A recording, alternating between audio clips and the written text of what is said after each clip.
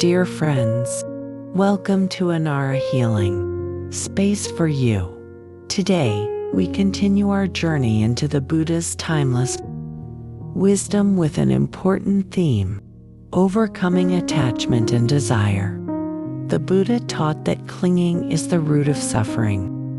Whenever we cling, whether to possessions, relationships, ideas, or even to our own image, we create a chain that binds the heart.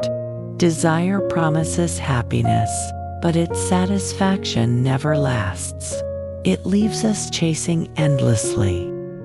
The teachings remind us that freedom does not mean denying life, but seeing things clearly, enjoying them with gratitude, and letting them go without fear. In this session, we will explore 10 practical ways to overcome attachment and desire, so that we may walk more lightly, love more freely, and live in peace. 1. See the nature of desire clearly. The first step is awareness. The Buddha compared desire to a flame. It arises brightly, but soon burns out, leaving behind only smoke. When we examine desire honestly, we see its impermanent nature. For example, when we crave a new object like a phone, a car, or even recognition, it feels urgent. Yet once obtained, the excitement fades quickly, and soon another craving takes its place. By observing this cycle, we realize that desire cannot truly satisfy. Recognizing this impermanence weakens the grip of craving.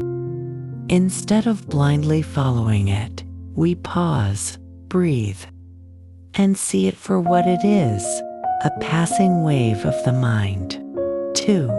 Practice contentment in the present moment. Contentment is the natural antidote to craving. The Buddha said, "Contentment is the greatest wealth." This teaching reminds us that real abundance is not measured by how much we own, but by how little we need to be at peace.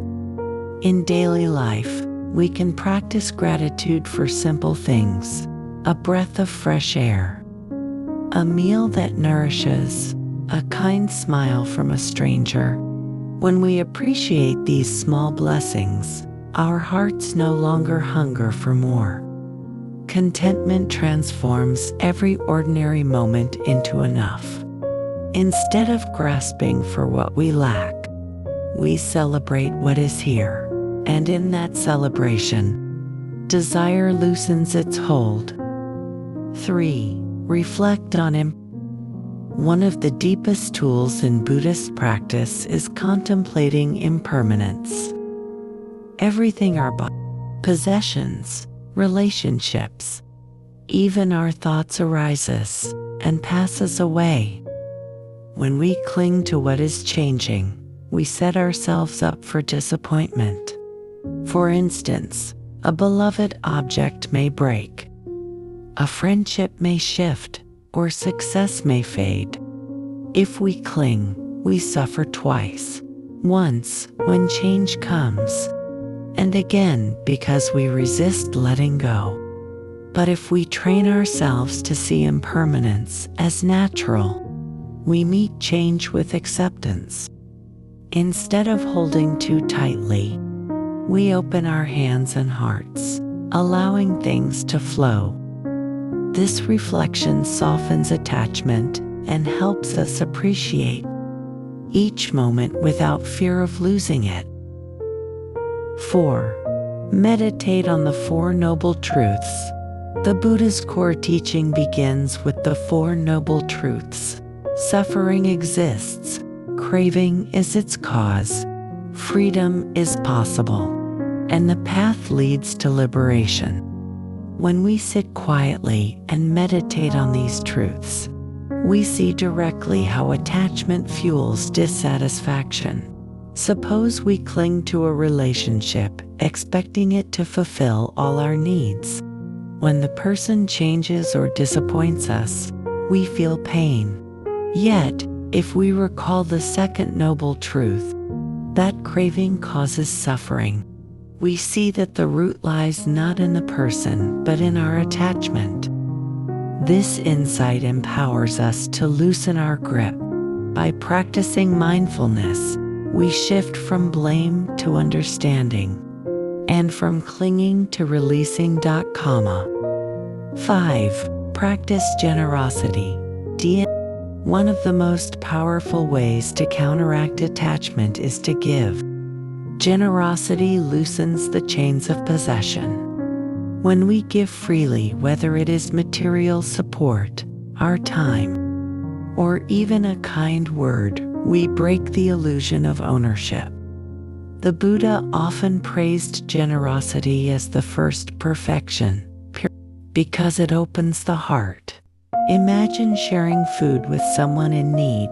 In that moment, attachment gives way to compassion, and the joy of giving surpasses the fleeting pleasure of having.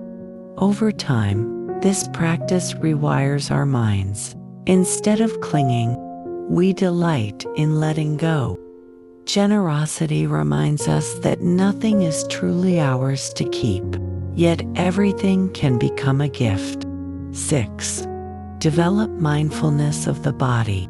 Attachment often arises from identifying with the body, its beauty, strength, or pleasures. The Buddha taught that the body is a compound of elements: water, fire, and air, subject to change and decay. By practicing mindfulness of the body, we see it clearly, without illusion. When we meditate on the breath, sensations, or movements, we learn that the body is not a permanent self but a vessel. This awareness lessens attachment both to our own body and to the bodies of others. Rather than chasing pleasure or fearing aging, we treat the body with care and respect. While knowing its nature is impermanent, this brings peace and balance. 7. Contemplate the drawbacks of desire. Desire often disguises itself as pleasure, but the Buddha urged us to look at the whole picture. Every craving carries a cost. For instance, the desire for wealth may drive endless work, stealing time from family and health. The desire for status can trap us in competition and anxiety. Even simple cravings like overeating can bring discomfort later. By reflecting on these drawbacks, we train the mind to see beyond the momentary sweetness of desire. We ask ourselves, what will this craving bring tomorrow? Will it deepen peace, or will it create more chains? With this wisdom, the glitter of desire fades, and the mind chooses freedom over bondage. 8. Practice loving kindness meditation. At the root of attachment is the illusion that happiness depends on possessing or controlling others. Loving kindness, however, teaches us to wish well-being without condition. When we sit quietly and radiate thoughts such as, "May all beings be happy, may they be free from suffering," we soften the grip of desire. Instead of seeking to own love, we learn to offer it freely, like sunlight. This shift transforms relationships. Instead of clinging, we appreciate. Instead of fearing loss, we bless others with freedom. Through love, the heart finds a greater joy than attachment ever promised. Joy rooted in boundless compassion. 9. Reflect on death and impermanence. Few reflections cut through attachment as powerfully as remembering death. The Buddha encouraged disciples to contemplate that life is fragile, uncertain, and fleeting. Every possession, relationship, and moment is borrowed time. By meditating on death not with fear, but with clarity, we realize the futility of clinging. When we hold a flower, we know it will wither. Therefore, we cherish it fully, without demanding permanence. Similarly, by reflecting on our own mortality, we stop postponing wisdom. We learn to love deeply, but without chains. To use time wisely, and to let go gracefully. In impermanence, we discover true freedom. 10. Walk the middle path. The Buddha rejected both indulgence in craving and extreme denial. Instead, he taught the middle path, a life of balance, awareness, and ethical conduct. Practicing the middle path means neither suppressing desire harshly nor feeding it blindly. For example, we may enjoy a meal, but we eat mindfully, without greed.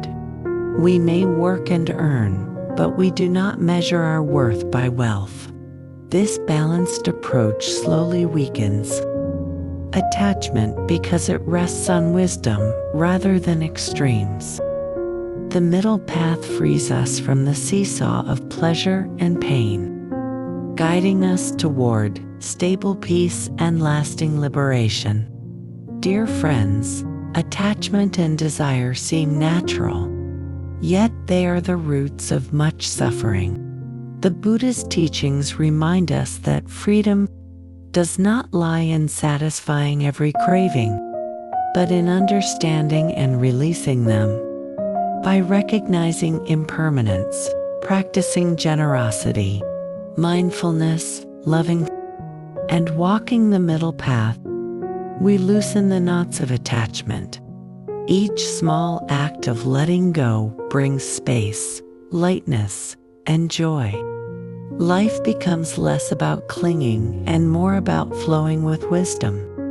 May these 10 practices guide you to live with an open heart, free, compassionate, and deeply present in every moment. Thank you for joining me today on Anara Healing Space. If these teachings touched your heart, may you continue walking the path of wisdom and compassion. Please support this journey by liking this video, sharing it with others, and subscribing to the channel so more people may benefit from the Buddha's timeless guidance. Together, we can nurture a world of kindness and clarity. Until we meet again, may peace dwell within you. Namaste.